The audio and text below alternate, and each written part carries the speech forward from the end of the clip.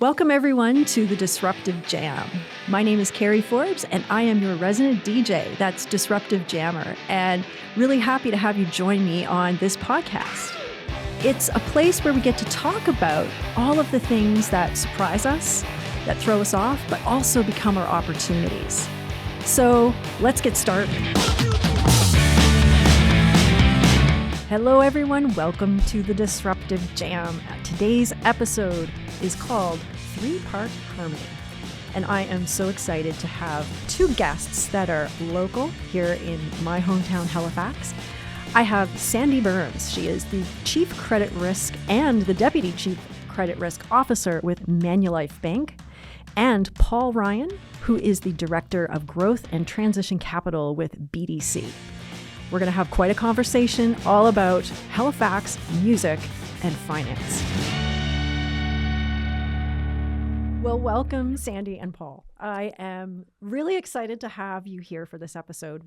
For those listening, we had some pre-podcast discussion. I kind of wish I had captured half of it, so we're going to try to replicate some of that here. But as you've heard, I've introduced our guests in the intro, but what we're going to do right now is I'm going to have each of them just tell me a little bit about, one, not where they're from, because today is an all Halifax episode. This is the city. I'm going to start with you, Paul, and maybe just share with us a little bit, about specifically, because this episode is kind of tying together two really major things that we all have in common. It's a lot about music, and Halifax is a music town, and it's a lot about the financial industry. So without further ado, just give us a few lines about you. Sure.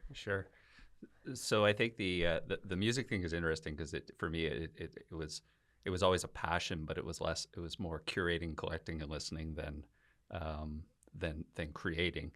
And so the financial part probably professionally came first, right? So out of school, accidentally into the banking system, a number of different roles and sort of iterations within financial services, some time in tech startup, which is, something bankers do all the time, is leave a banking career 10 years in to go in tech startup. So I decided to do that and eventually found my way back to financing in the last 10, 15 years. So awesome. Thank you. Sandi, over to you. Tell us a little bit about your journey. Terrific. Well, first, thank you for having us on. This is pretty cool that we get to talk about, where we are today and where we started. So I was a piano major. I did my undergrad in piano performance. Went on to get a graduate degree in education. I was teaching high school, and my husband came home one day. We were living in Calgary at the time and said, "We need to move to Edmonton for my work." And I was like, "Oh, okay, I can teach in Edmonton." And when I was waiting for a teaching gig to come up, I saw at RBC they were hiring for a part-time teller. And 22 years later, I'm still in finance. And I made the move from RBC over to Manulife Bank. And here I am. And it was quite the big leap. But I would say it suited me really well. Amazing. And what's really cool about this, and the two threads and throwing myself into this trio here, here we are in a place, and at the time when you think about it, we're all about the same age. So it's the 1990s. And our career trajectory, a lot of, I know for myself, I was probably going to do musical theater if, life hadn't kind of caught up, and I got this job that just sort of happened. And it was a contact center for Scotiabank. And I'm like, I'm going to do this for a year. And somehow I stayed there for 10. Same thing. And like Paul, then I quit that and kind of got into other things and, startup environments and then the credit union system. And now I'm still connected in this way because it's got this thing that still kind of draws you in. So when you think back about this journey and we think about career, for example, a lot of people will look and say, how did you come up with this? And I see they're both nodding. So how do you end up in a changing career in finance? What does that path look like? So Sandi, maybe I'll start with you. Yeah, it's such a good question. I would say for me, I was always driven by numbers. So I loved math. I loved music theory. I was very interested in chemistry, very numbers based. And so when I started teaching, I was teaching music, so bands and choirs and everything else. But then I was also teaching grade 11 chemistry, so very numbers driven. And I think that passion for numbers really lent itself well into finance, and so there was comfort in those numbers, and it always made sense to me, and it was something I found I was so comfortable with in music that carried over when I made that transition into finance. Yeah. Mm-hmm. Paul, what about you? Well, I think if I think back to high school, even because a lot of kids in high school then and now, there's a lot of focus on science, and some of those things, and the creative studies courses are there, but traditionally weren't promoted as a viable way of Right. building a career, right? And especially I think our parents' age, it was like, oh, that's cute, So for me, I think I had an interest in a blend of all the subjects, but really gravitated towards business, even at high school. And I think even back then, high school business courses were there, but it was a mix of kids who kind of had a passion for it, or maybe just fell there by default, or it was, they were forced to take it. And so that kind of led, I think, to the commerce thing and ultimately the finance thing, over time. Yeah, and it's so interesting because a lot of times when you look at, say, the industry, you see many people with creative backgrounds that have made that leap. I know, particularly when you look at the fintech startup space, I noticed that there's lots of folks I know that were opera singers or, jazz musicians, like all of these things. And somehow they end up in this space. And whether that's through, I think you say the comfort of that numbers and that sort of beats and patterns. But there's also, I think you touched on it, a bit of this entrepreneurialism that comes out. I know myself, I always thought when I was a child, I've had so many adventures like washing bikes and selling lemon, you name it.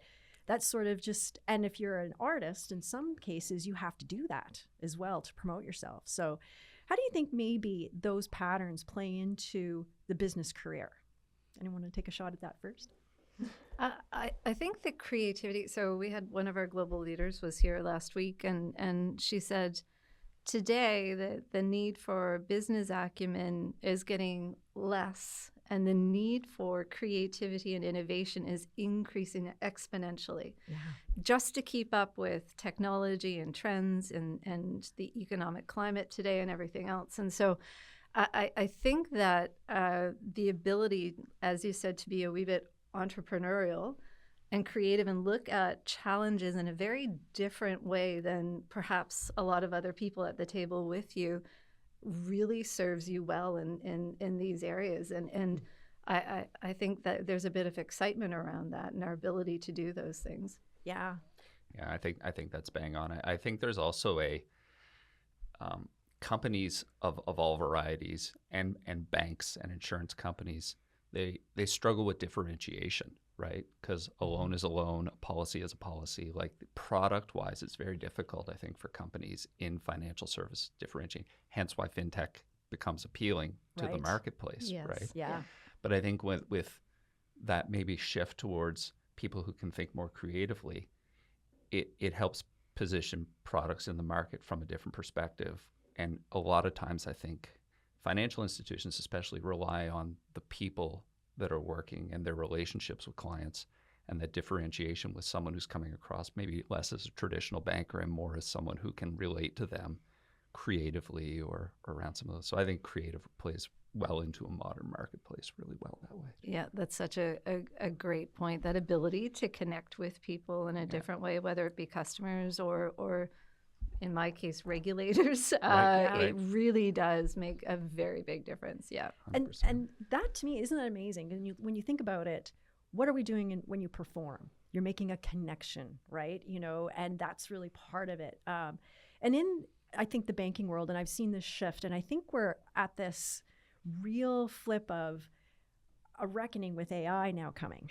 And I know back in, when I started my career, we had some pushback from, internet banking at the time. Oh, technology is going to make us faceless. And anyway, at the time, a lot of it they figured out was we still need people, right? We still need people to do, because humans want to connect. and the, like you're saying, the companies that are able to do that in a real way, not just transactional, are likely going to cut through all of that noise and all of those things. So it kind of lends itself to, now is the time for this style to really emerge.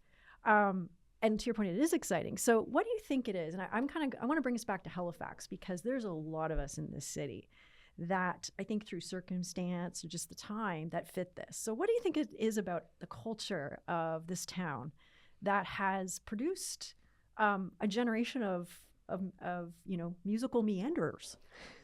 I love that term, musical meanderers. Yeah, I'm stealing that. I mean, I think if you look back, again, we talk about the 90s, I think generationally, but the 90s was an interesting time musically in Halifax. Yeah.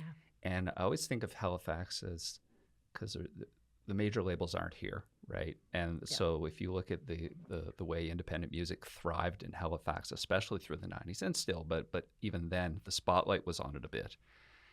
It's almost like where there's a legitimacy in it, right? Because there's an understanding that no one was going to necessarily be signed to major labels. Some were, but for the most part, you're creating your own ecosystem, not unlike a tech company within this much smaller environment, but the ability to thrive creatively because it's not big and vast like Toronto and you get lost in the shuffle. So I think that's probably at the heart of some of what I think happens maybe creatively in Halifax and stemming before that and certainly after that. But there's just a good core feel that this is an indie town with real authenticism around art and music maybe. I couldn't agree more. I think that feel, that community also gave us permission to try things. And I think today a big term we keep hearing about is reskilling. We have to reskill our workforce because technology and AI. Well, in the 90s, we were at the core of reskilling. However, it wasn't being called reskilling. You stepped into a role, you might know how to do 10% of it, and you just figured the rest out. Multitasking, yes. And I feel like here in Halifax, the community, the support, there was almost this permission to fail because it was a smaller ecosystem. And so you learned how to do things independently and kind of figured it out because you had this community of support around you. And so the creativity was there to thrive because you had that amazing support. And I like that indie town idea because it totally is, yeah. Well, and if you build on that with the idea of like, for any of us who've been in corporate, Atlantic Canada is smaller, right? And the marketplaces are smaller. So if there's someone doing my job here, there's 5 of them in Toronto. It's just size, right? But to your point, it means you've had to do more. So I don't get to specialize in this thing. I have to constantly be a generalist who knows how to do many things. So the reskilling, as you say, like we've always been multitasking, both regionally as well as maybe creatively as well. Absolutely, yeah. And what a richness that has when you think about what you're contributing to your organizations, right? So what I'm hearing in this is, it's about being able to offer a space to take those risks so that people can grow, right? And that's what happened there. The other thing I think is really fascinating is that as we're I don't like the word reskilling, but because here's the thing, what that assumes is that you stop what you did before and give it up and you're picking up something new. And I don't think that's the case at all. And to me, for a lot of folks that have creative skills, and society does, like we said, hasn't changed too much. It's like, you're going to be a barista. What are you going to do with that? Are you going to get a real job? But that ability is so critical to these organizations that need it. And we don't necessarily reskill. We're adding, and we're kind of, we're adding to that and making it very unique. So imagine what you bring to the table, maybe against even those 5 people in Toronto, is going to look much, much different. So if we're thinking about career and people, like I have a 20-year-old son, I know, Sandi, you mentioned you have a 19-year-old, and they're kind of in this space now where they're entering the world. Thinking about this conversation, what kind of messages would you give someone that's, kind of in this space going, I don't know what I want to do? Great question. So I have a 19-year-old daughter and a 21-year-old son, and I enjoy mentoring a lot of folks that are starting with our company. And one of my biggest pieces of advice is don't think your path is linear, and don't think that you know exactly every step along the way. You may end up where you would like to be. However, the openness to take the unexpected path and learn from that experience and then move on to the next one is so critical. And I remember in university I had exactly what I wanted to do. I would never, if I went back to my 20-year-old self, she'd look at me and be like, "No way! There's no way that's your role," and for numerous reasons. But it was just really, at the time, we didn't have a lot of options, and being from a smaller market, you really just kind of figured it out as you went, and learned as you go, added to your complement of skills. So I would say be open, and don't think that your path is going to be linear. Yeah. Yeah, it's great. It's so well said, and I think there's that. You made the point about the barista, right? Like, what will I do with that? And I think it's instilling in I'll say kids who are entering the workforce, probably to be patient and to find the types of organizations and leaders that are willing to embrace those differences, those skills that are non-traditional in their business. Yeah. Right. So true. Like I had a boss, I think it was one of my first client-facing roles in banking, commercial banking. And it was when banks were really evolving to become more like sales organizations, right? So more sales process, more proactive type selling of solutions. I hadn't done that before, and I hadn't done banking before. I had my business degree, but you soon thereafter learned that really didn't matter.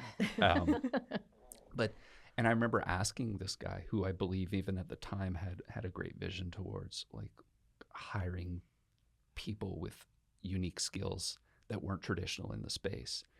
And he said, I can teach you balance sheets and cash flow and all the banking stuff. I can't teach you to be comfortable sitting across from someone and listening to them and asking the right questions. So back to the barista example, just because it's there. Dealing with people all day long, you're asking them questions. So there's a misconception that these jobs that we have coming out of high school or through high school don't translate. And I think strong hiring managers and leaders absolutely know they do if they're able to see that, and kids are able to be patient enough. I love that, and I think what you've both said is so critical. When I've done career coaching with younger folks, one of the things that I think they fear is, I'm going to make the wrong mistake. I'm going to choose something, I'm not going to like it, and then all that work I did is for nothing. But even if it is, and funny, I was a barista. Yes. Me too. Yep. You're right. That I've said every single thing you do adds to your toolkit and your unique profile of what you offer. And I love the fact that there's things that you can learn, right? Like, when you're hiring people, like I can put you in a course and you can learn that stuff. But your creative qualities, the things inside, those human skills, I can't teach you that. That's intrinsic a lot of the times. And so to your point, like sometimes I think what we do is we put people in a position to think, you're lucky just to get an opportunity to go work somewhere. But we don't think about, is this really the place where I can be my full self and use all my full skills and grow in that way? So almost like, again, I kind of tie it back to our theme here, but if you think about a band, right? What does a really great band do? Well, first of all, you're going to make sure everybody has a role. And not everybody's going to be playing the same thing, right?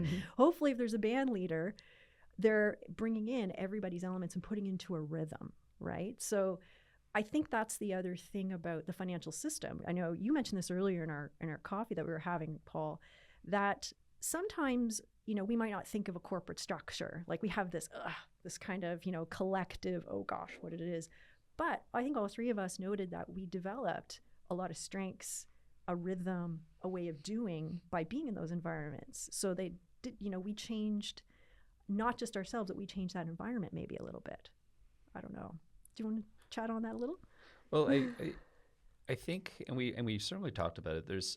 I remember personally like joining corporate, so like 95, and being super passionate about music, right? Not really making a lot of music at the time, but thinking that's what I'm supposed to be doing, not this. Right? Yeah. I'm supposed to be in a band. I'm supposed to be a rock star. I'm not supposed to be in a bank. And yes, this is paying the bills and it's cool and we'll see where it goes. And struggling with that, right? And I think kids will continue to do that as well.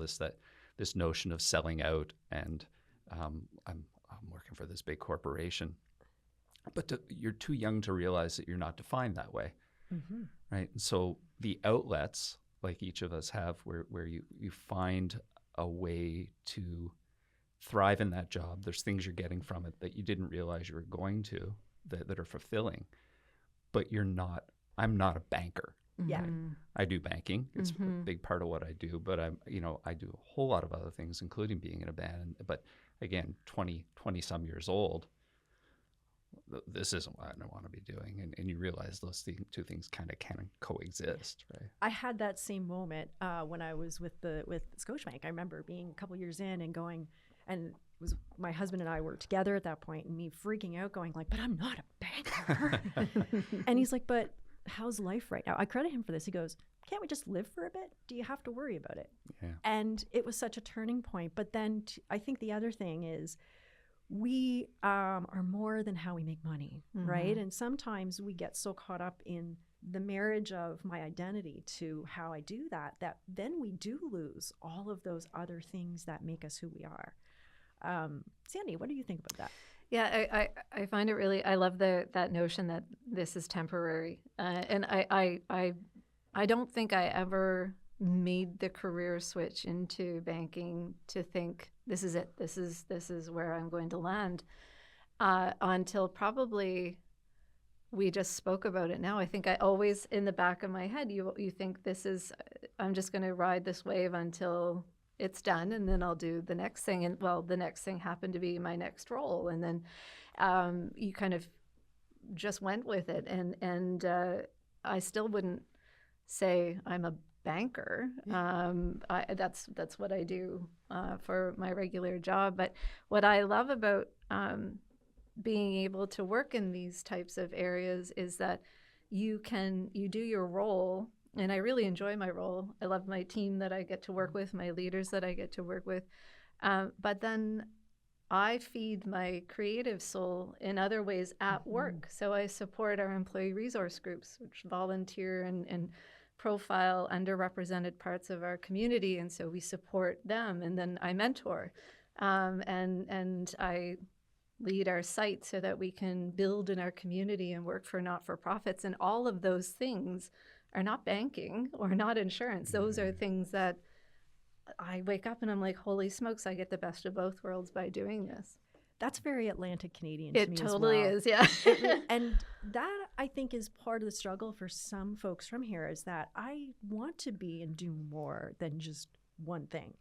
And so to be able to do that, and I think that perspective of, yeah, I can have that outlet where I work too, is quite freeing, actually, because instead of trying to divide yourself into work me and other me, you're kind of weaving it in. That's right. Yeah. Yeah.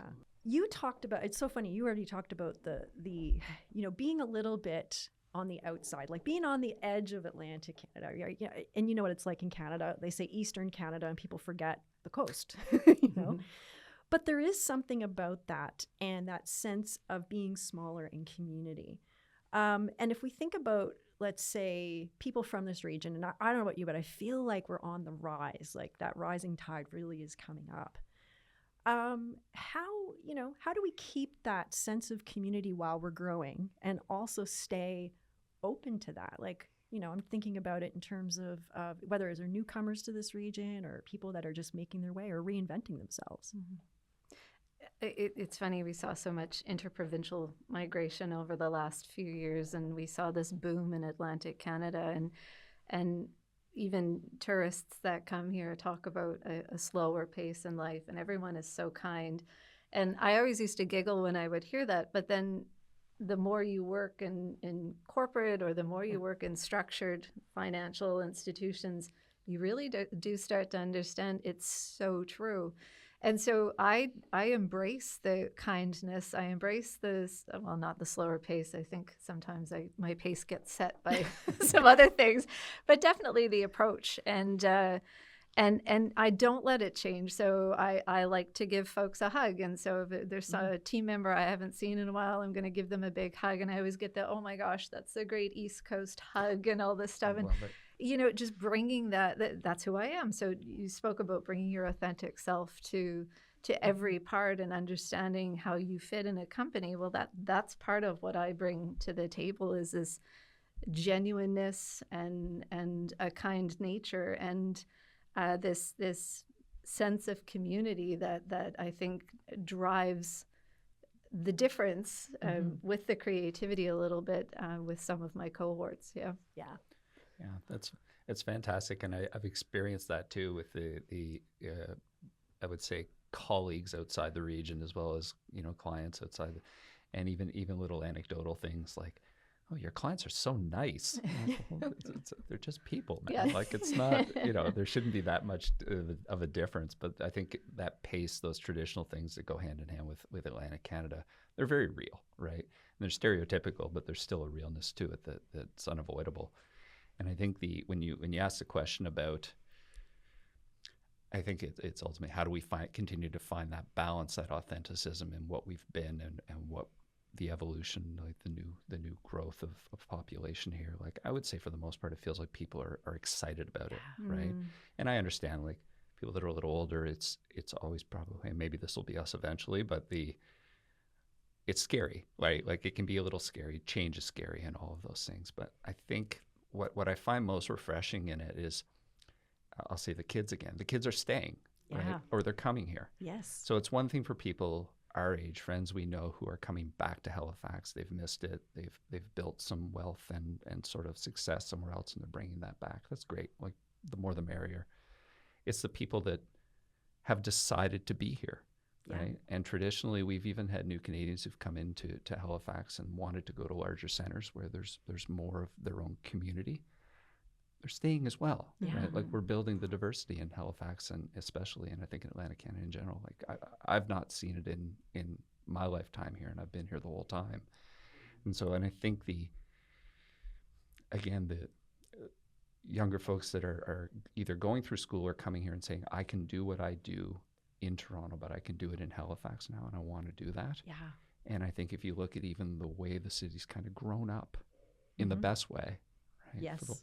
For the long time, it was just the same city, Yes. right? Yes. It was a port town with lots of pubs, and it was fun and all of those things. But it's nice to see it with so much more vibrancy and that cultural musical part still be kind of prevalent and at the heart of a lot of it as well, I think. Yeah, I think the growth is amazing.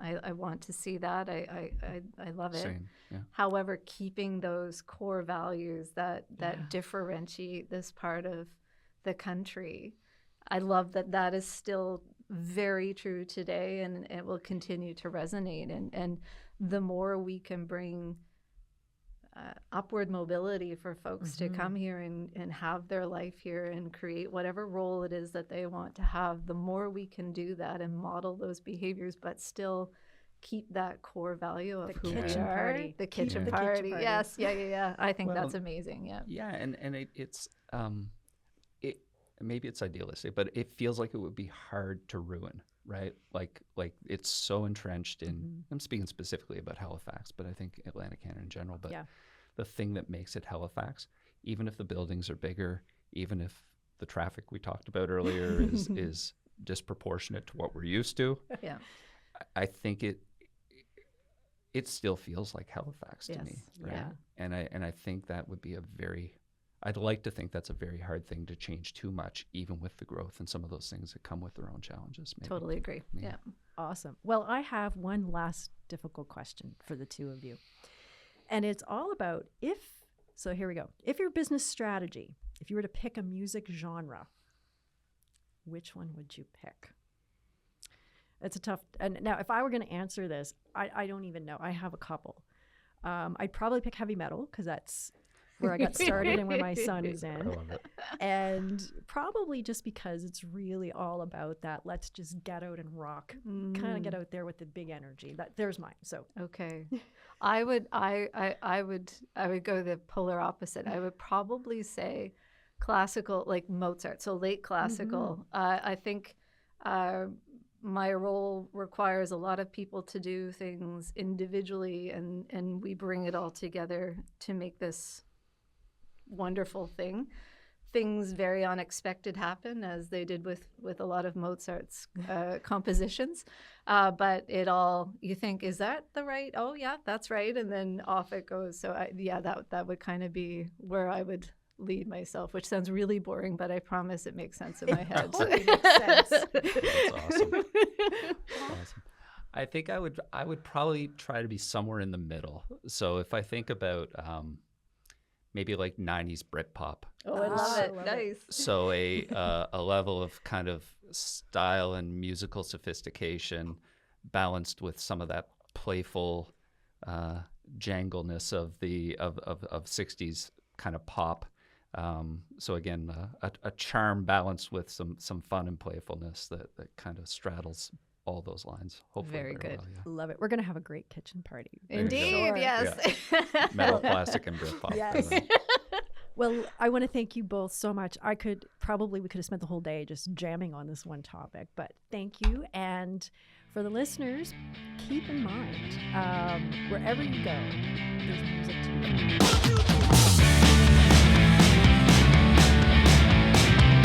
Wow, what a group. What a panel. Right here in Halifax. And I think what really strikes me about this conversation, whether you're in the financial world or not, it's all about community and about embracing opportunities in front of you that you can bring your special techniques, your talents, maybe your music to whatever it is that you're going to try. And life doesn't have to be all about being one thing. It's about a rhythm and about how we bring all of the aspects of ourselves into everything we do, which just makes it richer, more creative. And even if you're a banker, well, it can make you super successful. So with that, I will leave you and wish you all great adventure wherever you go, whatever music you play. And we'll see you again on the Disruptive Jam.